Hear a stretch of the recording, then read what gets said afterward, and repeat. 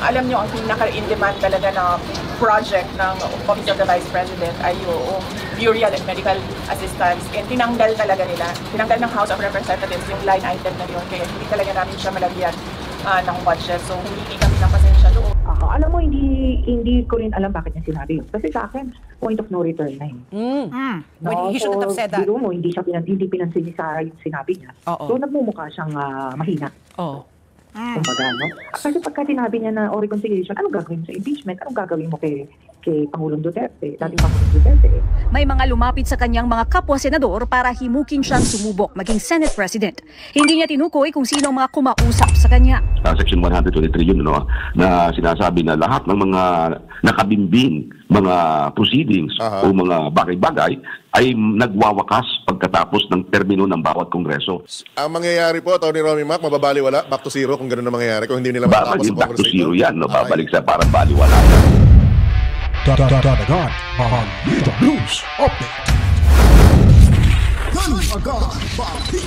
At sa amin, nakapag-harvest na kami, kakatanim lang. So, hindi, buti na lang yung timing, hindi yung bago aanin, nakapag-ani na tayo. Okay.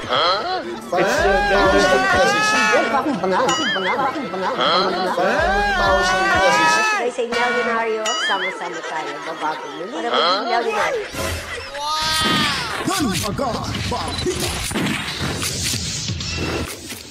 Alright, nagbabalik na naman ho tayo mga kabitan. Magandang buhay ho. Kamusta ang lahat mga kabalitaan? At happy weekend everyone. Maraming salamat ha. At pahinga muna kayo sa inyong trabaho. At manood na kayo ho dito sa ating munting bahay. Ang Danagan Balita Reaction Video News Update mga kabalitaan. Medyo malakas yung boses ko ngayon sa monitor ko. Ewan ko lang kung ano lang sa volume yata. Wala bago sa volume ho natin dito. Anyways, tuloy-tuloy ho tayo dito mga kabaitan. Magandang balita ho at pag-usapan ho natin yung bagong Western Mindanao Satellite Office ng Office of the Vice President at pag-usapan natin yan. And then balasahan ho sa gabinete, no? Na nitong sinasabi hong alok ng reconciliation sa mga Duterte, mga kabalitan. Kasama na din pinag-uusapan dito ng isang eksperto na ayon pa sa kanya ay naging mistulang o nagbukang mahina tuloy si Bungit sa kanyang paghingiho ng or sa kanyang gusto maging mangyari or sa kanyang pakipagbatiho sa mga Duterte. At ilang senador mga kabalitaan lumapit na kay Senator Amy Marcos para himukin ho ito siya na sumubok maging alam niyo na, no? Senate President mga kabaitaan. May potential ho itong si Senator Amy Marcos. Abogada to, kaso nga lang hindi nakapasar sa bar. Yun ang pong pagkakaalam ho natin at may alam din ho ito sa batas mga kabaitaan. And then ayon pa sa isang eksperto na itong impeachment mga kabaitaan laban kay VP Sara Duterte kahit masisimulan ho ito sa June 2 ay hindi ho ito talaga matutuloy sa 20th Congress mga kabaitaan. Yun po ang ating pag-usapan. Paksa natin sa mga oras na ito. Okay, bago tayo magsisimula mga kabitan, huwag kalimutan ho, mag-subscribe, pindutin ang notification bell. Yan po ang ating panlaban para hindi ho tayo magurgor ng husto sa mga naisong magpapatahimik ko natin, sa atin sa bahay na ito mga kabitan. Paliguan ng maraming likes, komento, reaction, opinion, buhusan niyo po mga kabitan. Share niyo po and then tuloy-tuloy lamang ho tayo sa panonood at laging tumutok dito sa ating munting bahay mga kabitan. Kabisayan ng Mindanao, Luzon, sa mga lupalop nating mundo, basta may mga Pilipino, ang bahay na ito ay para ho sa ating lahat. Hindi na ho tayo magtatagal mga kabaitaan. Ito po'y good news sa ating mga kapatid na Muslim dyan sa, meron na, yung Office of the Vice President mga kabaitaan, meron silang kabubukas lang ho ng Western Mindanao Satellite Office mga kabaitaan. Ito yung magandang balita. So ang tanong, ba't ba nakaya na ni Inday Sara Duterte na mag-install sila diyan ng satellite office sa Western Mindanao?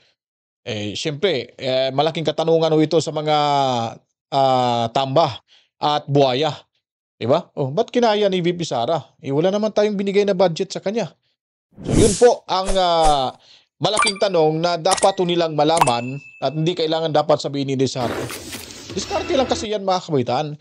Kung meron ho talaga kayong pagmamahal sa ating inang bayan at nais nyo pong ipaabot ang lahat ng mga tulong nyo kahit sa mga secluded area o kahit na mga sang sulok ng ating bansa ay magagawan ho talaga yan ng paraan. Gaya na lang ho sa ginawa nito ni VP Sara Duterte kahit wala ho siyang budget patungkol ho dito dahil yung iba nga ay binawasan na, medyo kakaunti na lang ho sa mga ibang lugar. Dito meron na ho tayong bago sa Western Mindanao Satellite Office. So ito malaking balita to sa ating mga kapatid na Muslim dyan sa Mindanao mga kabalitaan. Tumulak si Vice President Inday Sara Duterte kamakailan sa Cotabato City sa Bangsamoro Autonomous Region in Muslim Mindanao. Ito'y upang daluhan ang pagbubukas ng OVP BARM Satellite Office sa bago nitong lokasyon na matatagpuan sa 3rd Street, Don Esero, Rosary Heights 5, Cotabato City. Nakipagkumustahan ng pangalawang Pangulo sa mga kawani ng OVP BARM SO. Nakiisa rin si Inday Sara sa isinagawang tree planting activity sa Binuruan Poblacion 9 sa lungsod ng Cotabato na apektado noon sa kaguluhan sa Mindanao.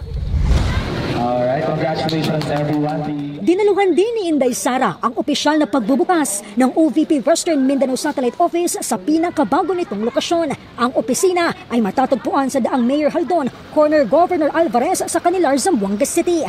Kasama ng pangalawang Pangulo ang Satellite Office Lead na si Mike Saavedra.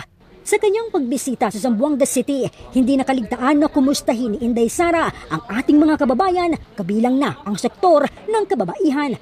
Naging hamon man sa tanggapan ang kakulangan ng budget para sa mga programa na sana ay para sa mga Pilipino. Saad ni Inday Sara, hindi titigil sa paghahatid serbisyo ang tanggapan ng pangalawang Pangulo. Yung alam nyo, ang pinaka-in-demand talaga na project ng Office of the Vice President ay yung burial and medical assistance. And tinanggal talaga nila. Tinanggal ng House of Representatives yung line item na yun. Kaya hindi talaga namin siya malagyan ng budget. So hindi kami ng pasensya doon.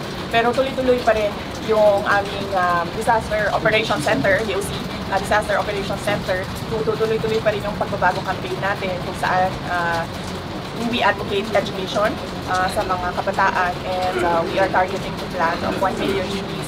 Ang OVP ay may 10 satellite offices sa buong bansa at ito ang Pangasinan, Cagayan Valley at Bicol Satellite Office sa Luzon, Eastern Visayas, Panay and Negros Islands at Cebu, Bohol and Siquijor Satellite Office sa Visayas. 4 na satellite offices naman ang nasa Mindanao, partikular na sa Southern Mindanao, Caraga, Bangsamoro Autonomous Region in Muslim Mindanao UBARM at Western Mindanao.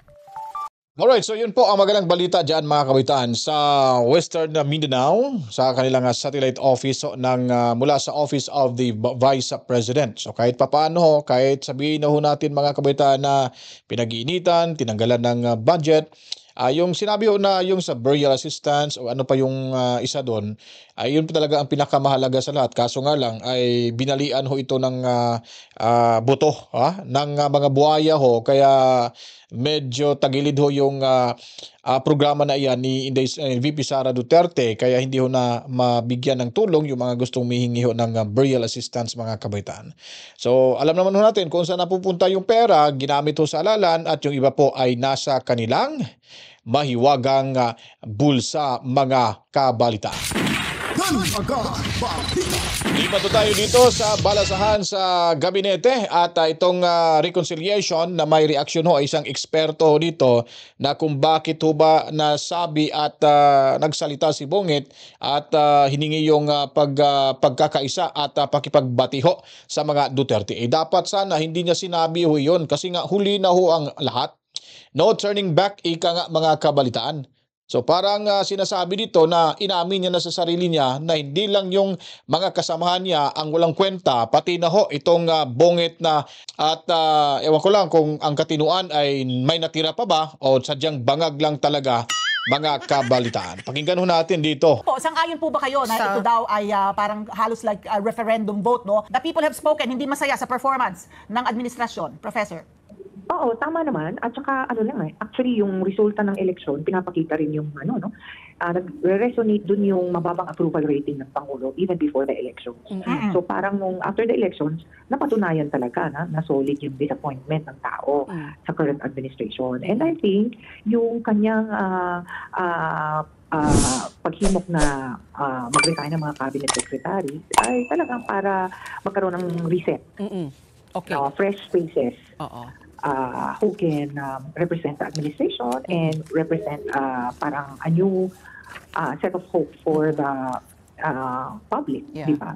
So, pero ang sa atin kasi, yung ano lang ba, is this a matter of providing fresh faces or more of the substance? The substance, oo. Well, kasi syempre, yung announcement na yon, ano lang, no, sa cabinet lang dahil theoretically, siya ang may namumuno sa gabinete niya, no? Hindi naman niya ipapakita na gumagalaw siya sa Senado at saka sa House of Representatives kung nais niyang palitan. Di ba? Hindi papakita. Pero as of now, no, even after the elections, may mga usapin na pwedeng mapalitan, no, ang lideratura ng dalawang houses of Congress. So, yun na yun. No? Ibig sabihin, baka may makita tayong paggalaw. Kasi well, karaniwan na rin naman tinatawag after 3 years of term, no, analinta. Kaya lang, ito talaga parang, parang talagang, swak na swak, kumbaga. Kasi bumababa yung approval ratings niya na compared sa mga nakaraang presidente. Tapos, yung, yung perception na hindi siya yung on top of the situation sa pag-handle ng daily management ng bansa. Tapos yung resulta ng nakaraang eleksyon. So pinapakita niya na meron siyang ginagawa para mawala ng ganitong public perception. So Professor Jean, yun na nga, he has been labeled a lot of times as weak, no, perceived weak. But also in an interview last week with Tunying, he extended the olive branch. Sabi niya, I want reconciliation, I want friends, I don't want enemies, I have enough enemies. I want developmental issues tackled, no. Ayoko na ng politika. Tama ba itong mga ganitong pahayag niya bilang presidente na siya yung unang nagpapaabot ng reconciliation, gusto niya magkabati na, inaamin niya, no, na talagang malaking pagkukulang at itong ang resulta ng eleksyon ay bunga nga, no, ng first 3 years niya sa pamumuno nitong gobyerno na ito? Alam mo, hindi ko rin alam bakit niya sinabi yun. Kasi sa akin, point of no return na yun. Well, he shouldn't have said that. Biro mo, hindi pinansin ni Sarah yung sinabi niya. So, nagmumukha siyang mahina. Kumbaga, no? Kasi pagka sinabi niya na reconciliation, anong gagawin mo sa impeachment? Anong gagawin mo kay Pangulong Duterte, dating Pangulong Duterte, di ba? Parang hindi na sila makakabalik. At saka hindi naman sila love team. Para mag-reconcile, hindi naman personal yung issue, no? O maaaring naging personal na, pero presidente ka di ba?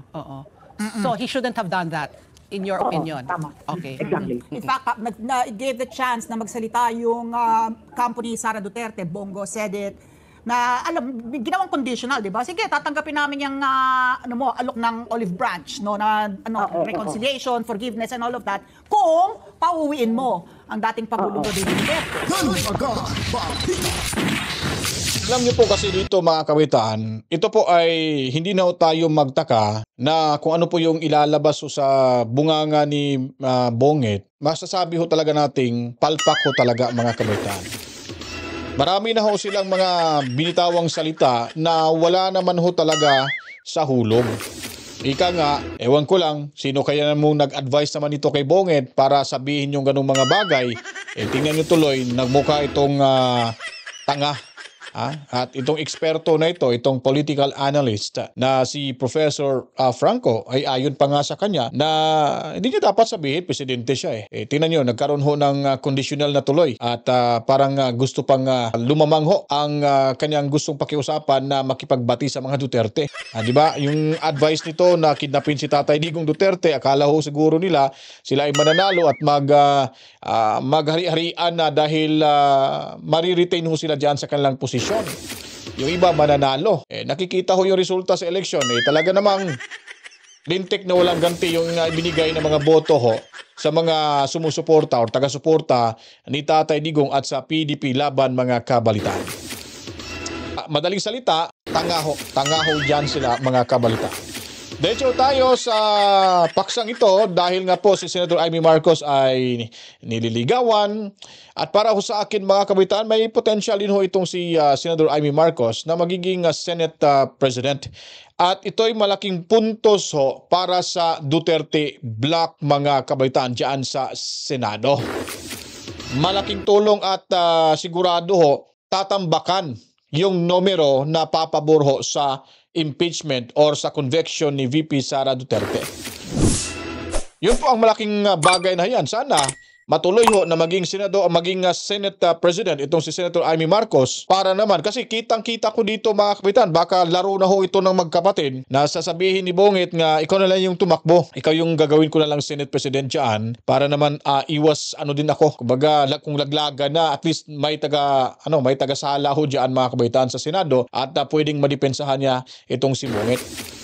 So may mga ganong mga instances na nakikita ho natin dito, kampi-kampihan na sila. Although, ang pagiging loyal ni Senator Amy Marcos na nandyan man talaga sa mga Duterte, ay yung mangyayari ho nito, isave niya lang yung kapatid niya para yung iba na lang yung mag-sacrifice at kung may makukulong sa kanila, ayun sila na lang, huwag yung kapatid. Yun po yung nakikita ho natin dito. Kampi-kampihan na ho itong magkapatid mga kabitan. At parang credit ho ito sa mga Duterte Block. Marami hong manlalaki yung mga mata ho sa laro ho ngayon dyan na nakikita ho natin sa Senado mga kabalitaan. Ito, pakinggan ho natin ang balita mula sa 24 oras. Sa gitna ng ugong ng pagpapalit ng Senate presidency sa pagpasok ng 20th Congress sa Hulyo, naglabas ng pahayag ang kapatid ng Pangulo na si Senador Amy Marcos. Ayon sa kanya, may mga lumapit sa kanyang mga kapwa-senador para himukin siyang sumubok maging Senate President. Hindi niya tinukoy kung sino ang mga kumausap sa kanya. Nauna nang lumutang ang pangalan ni Senator-elect Tito Soto na siya raw hahamon sa liderato ng kasalukuyang Senate President Cheese Escudero. Kinumpirma ni Senator-elect Erwin Tulfo ang panliligaw ni Soto at Escudero para makuha ang kanyang suporta. Nauna nang sinabi ni Senador Bato de la Rosa na nakatanggap rin siya ng text mula kay Escudero tungkol sa issue. Ang posisyon ng Senate President ang ikatlong pinakamataas na pwesto sa pamahalaan. Malaking usapin din ito ngayon sa gitna ng nakaumang na impeachment trial ni Vice President Sara Duterte. Nagugulong na sa pagbabalik ng sesyon sa Hunyo. Bubuo siya ng ikatlong grupo ng Independent Bloc kasama sina... Okay, tatapusin na ho natin dito mga kabayitan, itong tatlong ito kasi talagang masakit sa tenga ho natin pag naririnig natin yung boses ni Hontivirus mga kabayitan. So tuloy ho tayo dito mga kabayitan at magandang laban ha. Para ho sa akin, sana manalo dito si Senator Amy Marcos maliban ho itong si Cheese Escudero kasi nga kung dalawa lang ho silang magbanggaan dyan sa posisyon na yan ni Senador Tito Soto ay alam na this mga kabalitaan. Kaya kailangan may pasok ko dyan at manaig ho talaga ang Duterte Block at maghari-harian na ngayon siguro yung Duterte Block dyan kasi marami na ho silang numero. Anyway, yung mga Duterte Block dyan sa Senado ay hindi naman yan gagaya ng ibang mga senador na mga plastic mga kabitaan, mga trapo talaga. At pag may pera kung saan yung medyo pwede tayong makakadikwat ay siyempre sasali ho dyan sila. Pero dito may mga paninindigan ho itong Duterte Block, makikita ho naman natin. Kaya nga yung mga Duterte supporter o taga-suporta at yung mga Duterte PDP laban ay walang humpay yung paninira ho laban sa kanila dahil ayaw na ho nila talagang makabalik ang mga Duterte sa Malacanang. Unang-una, ayaw nila ng korupsyon. Lahat ng pera ay mapapakinabangan talaga ng taong bayan. Kung anong mga proyekto, doon ibubuhos, may mga resibo, makikita. Kasi yung mga politiko ngayon ay hanggang salita lang ho yan mga kabaitaan. Maganda lang ho yan sila sa simula. Pero pag nasa posisyon na, yung mga kanilang mga pangako ho during campaign ay nako, maglahong parang bula at hindi ka na rin mapapansin nila. Only the Dutertes mga kabaitaan, pag sila nahalal sa kanilang posisyon, ay makakausap mo, malalapitan mo talaga. In public mga kabalitaan. So isip-isipin nyo po mga kabaitaan itong si Inday Sara Duterte, hindi ho ito corrupt.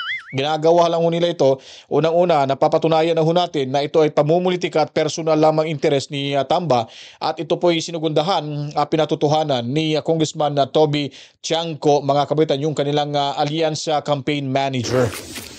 So saan pa ba tayo maniniwala? Diyan sa mayabang kapulungan? Sa House of Retaliation mga kabaitan? O dito sa nag-iisang kongresista na kanilang inaaway na ngayon? At meron ditong laro itong si Congressman Tiangco at alam na ho natin pero hindi natin papangunahan ho yung taong bayan at maghihintay lang ho tayo kung ano magiging mangyari ho nito. Dahil alam ko po may mangingibang bakod na papunta ho sa bahay ni VP Sara Duterte. Alright, so dito naman ho tayo na isang expert na or Vatican election lawyer na si Attorney Romulo Macalintal. Sinabi niya ho dito mga kabitan na malabo na hong matuloy itong impeachment sa pagbalik ko, no? Sa pagbalik ko diyan sa magre-resume yung Senado. Although gugulong ho talaga yan sisimula sa June 2 pero hindi ho yan matatapos kasi walang bataso na i-continue ito sa 20th Congress. At meron din, at andyan din si Senador Marcoleta na gusto rin mga kabitaan na tapusin na ho ito. Nag-aaksaya lang kayo ng pera at oras. So. At parang itong mga kongresista, hindi naman itong mga abogado na 12 prosecutor ho ng House of Retaliations. Kahit may abogado pa nga dyan yung convicted na protector daw ng ng illegal drugs. Itong si sino ba yun? Si ML. Si ML. Ano ba yun? Sino pangalan si ML? Yung abogadang si Laila de Lima, mga kabaitaan. At si Jokno, mga kabaitaan. Iwan ko bang kung maayos pa yung klaseng taong yan. Damit lang yung maayos pero pag mumukha nun mga kabaitaan at ugali, nako! Napakahudas din pala mga kabaitaan, no? Nagpapakitang tao sa kabataan na mabait sila, ganito ganon. Grabe yung pambibinwash mga kabaitaan. Ayun pala. Ayun pala mga kabaitaan ay talagang kaya ko po ito nasabi mga kabalitaan. Dahil nung sa kolehiyo pa lang ako, di ko lang babanggitin yung universidad Nirecruit ho ako kasi dyan. Mismo yung director ho ng student affairs, talagang siya pa ho ang advisor namin dati. Akala ko maganda ho yung pakay ho nila, layunin na ito yung mangyayari. At magtutulungan tayo, tuition fee, problema tayo, miscellaneous, pwede ho nating ilaban yan. At every weekend ho, may meeting ho kami sa kapihan.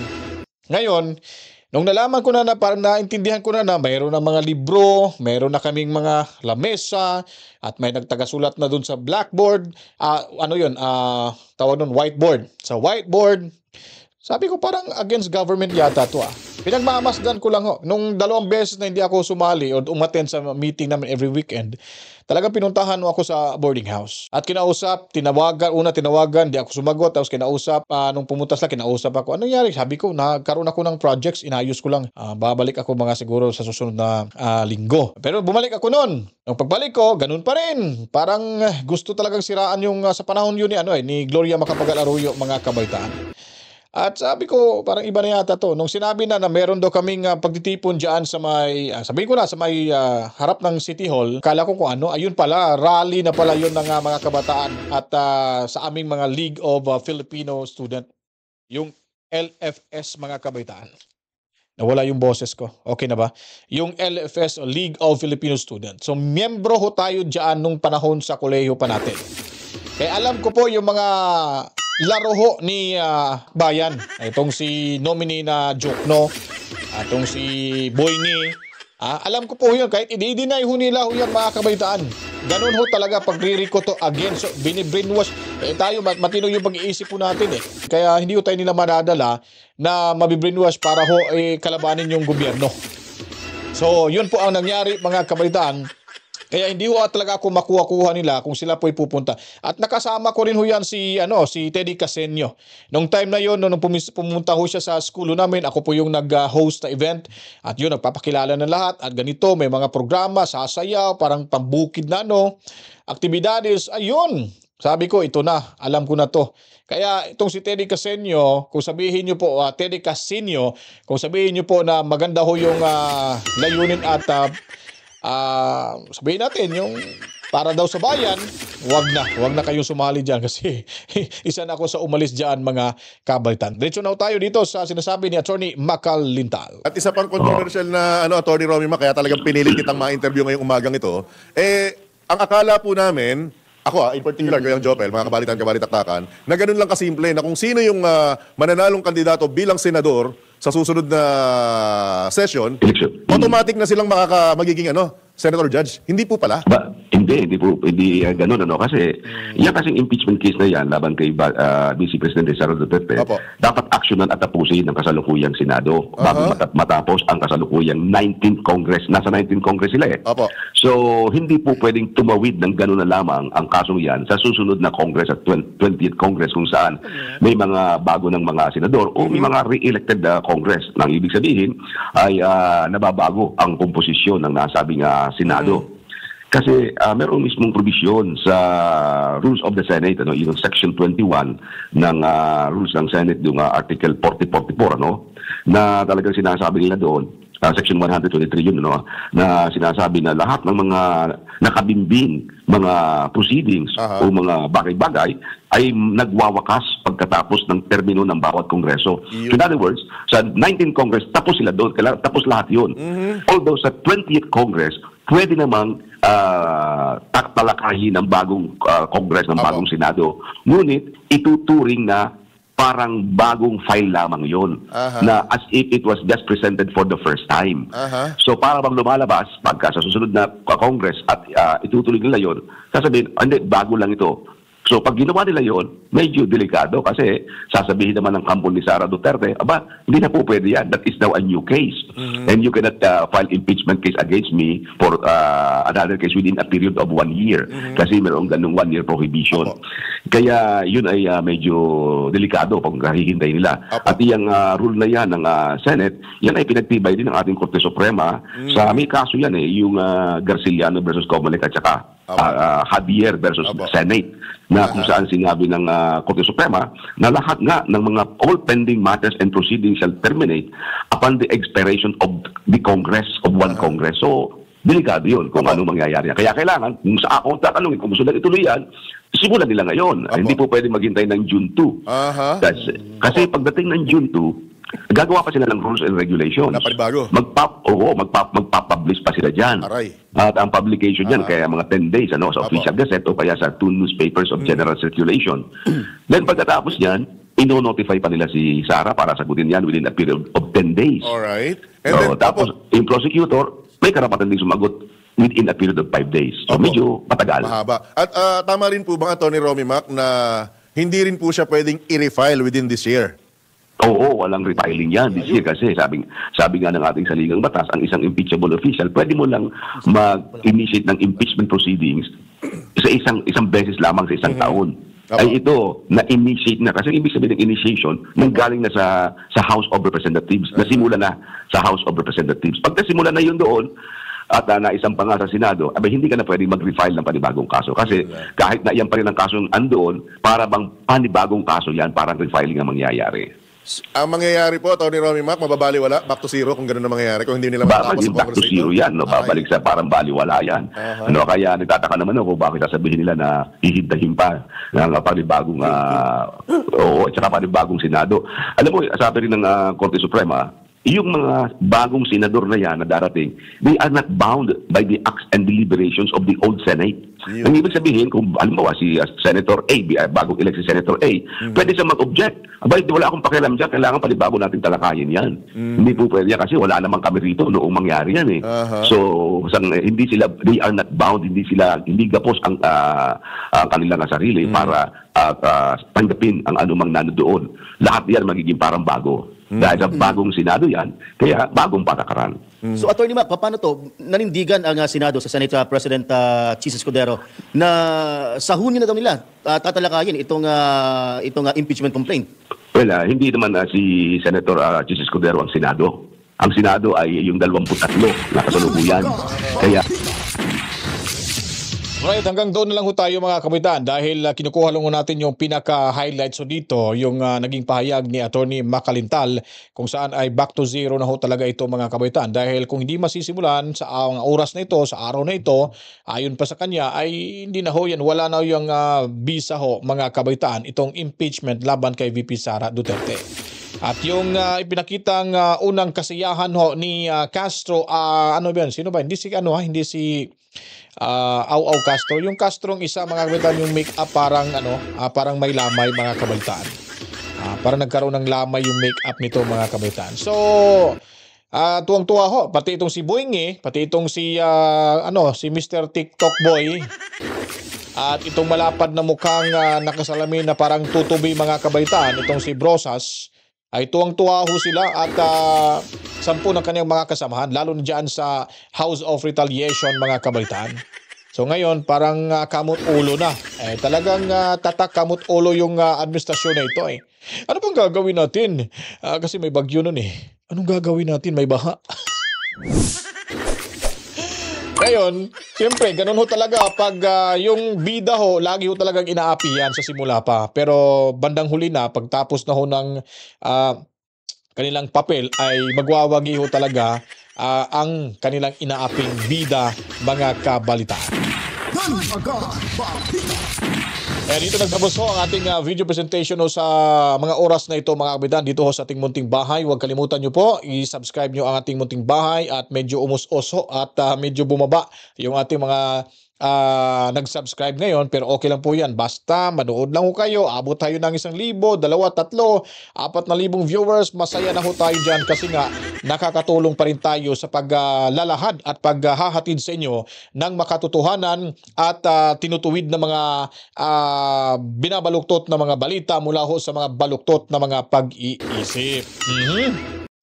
At ang magandang gawin ho natin para malabanan ho natin ito, pindutin nyo po ang notification bell, i-open nyo po yan, turn on the notification bell, and then of course, pindutin ang subscribe button. And then sa mga gusto pong mag-join mga kabaitaan, pwede nyo na pong i-click yung join button dyan, then may proseso tayong sinusundan, follow lang ho kayo at goods na ho tayo dyan, kayo po ay makakasama na ho natin na tumatambay lagi dito sa ating munting bahay. At of course, binabati rin ho natin sila, no? Sa gaya na lang ni Romeo de los Reyes, Rosana Concepcion at Elijah TV, mga kabaitan. Mami Rose, magpakagaling ho kayo dyan at be strong lagi at huwag magpapikto sa problema. And of course, si Toby and Toby's family dyan sa Lapu-Lapu City sa Cebu. Pasasalamatan din ho natin yung ating mga kapatid na Muslim. Assalamualaikum sa inyong lahat. Masalam sa ating mga laging sinasaluduhang makabagong bayani ng ating bansa, ang Overseas Filipino Workers. At of course, dyan sa The Hague, Netherlands, na marami pa rin mga Pilipino, ika-73rd na araw ngayon sa simula nung naditine itong si Tatay Diggs diyan sa The Hague Detention Facility, mga kabalitaan. Maraming salamat ho sa inyo. Sa mga lupalop ng ating mundo, basta may mga Pilipino, lalo na ho sa Kabisayan o Mindanao, Luzon, ang programang ito ay para sa ating lahat. Binagis tayo sa ating pagbabalik sa susunod na mga oras. Abangan nyo po tayo mga kabaitan dito lang ho sa ating munting bahay, Danagan Balita Reaction Video News Update. To God be the glory. Mwah mwah, chip chip. Mwah. Peace out.